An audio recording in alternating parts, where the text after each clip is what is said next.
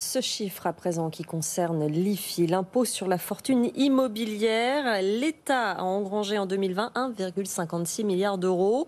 Ils sont assujettis plus de 143 000 contribuables. Jean-Louis Deslaureaux, est-ce qu'on sait qui ils sont ? Justement, le fisc a donné de nouvelles données là-dessus. Alors, le profil moyen, c'est un ménage qui affiche autour de 150 000 euros de revenus, donc c'est assez confortable, avec un patrimoine de 2,4 millions d'euros et qui va payer un IFI d'à peu près 11 000 euros. Généralement, le premier déclarant à 69 ans, voilà, pour situer. Mais ça, c'est la moyenne. Quand on va dans le détail, la première chose qu'on constate, c'est le phénomène des petits riches, et qui n'est pas du tout marginal. Vous vous souvenez, quand on a remplacé l'ISF par l'IFI, certains observateurs faisaient remarquer justement que ça allait poser problème, parce qu'il y a des gros riches qui possèdent surtout des actions, et puis les petits riches qui sont plutôt en immobilier. Alors qu'en est-il ? Eh bien, 46% des foyers qui sont soumis à l'IFI déclarent un patrimoine imposable qui est compris entre 1,3 et 1,8 million d'euros. Pour rappel, 1,3 million d'euros, c'est le seuil à partir duquel ça se déclenche, abattement et dette comprise.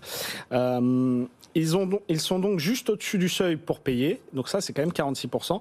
Et là, ils déboursent un peu moins de 4 000 euros d'IFI en moyenne. Autre indice de cette présence de petits riches, c'est les revenus affichés par les contribuables qui ne sont pas toujours mirobolants. Il y a un quart d'entre eux, par exemple, qui gagnent, alors là c'est le ménage, moins de 62 000 euros de revenus imposables par an, ce qui n'est pas énorme, surtout pour un couple. Ouais, 5 000 euros par mois. Alors, du coup, leur patrimoine à ces petits riches, de quoi est-il constitué ? Est-ce que c'est la résidence principale qui a pris de la valeur ? Je pense par exemple à ce fameux pêcheur de l'île de Ré dont on parlait au moment de l'impôt sur la fortune. Alors pas exactement, c'est un peu le deuxième gros enseignement des données du fisc, c'est que généralement une résidence principale ça ne suffit pas pour appartenir à ce club des assujettis à l'impôt sur la fortune immobilière. Par exemple, pour les foyers qui ont un patrimoine taxable jusqu'à 2,5 millions d'euros, la résidence principale, ça pèse environ un tiers du patrimoine global. Ça veut dire que dans la plupart des cas, il faut une belle résidence principale, mais il faut aussi une, voire plusieurs résidences secondaires assez importantes pour commencer à la payer. Donc le cas du pêcheur de l'île de Ré, il peut être juste, il n'est pas forcément faux, mais c'est quand même rarissime. Ce n'est pas le cas général. Où sont situés en majorité ces contribuables, Jean-Louis ? Alors là, c'est pas une très grande surprise. Il suffit de tourner vos regards vers la région Île-de-France, comme souvent en immobilier, et en particulier dans 3 départements. Donc c'est Paris, les Hauts-de-Seine et les Yvelines. À eux 3, c'est 40% des assujettis à l'IFI de toute la France. Donc c'est extrêmement concentré.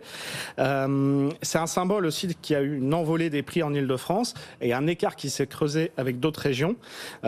Ailleurs, quand on part de la région capitale, c'est là aussi où les prix ont flambé qu'on retrouve le plus d'assujettis à l'IFI. C'est très net. Il y a une extrême concentration sur certaines grandes métropoles régionales, en particulier à Lyon, Bordeaux, Marseille, Nantes, ainsi que sur la côte basque dont on parle moins, mais là aussi où les prix augmentent très rapidement.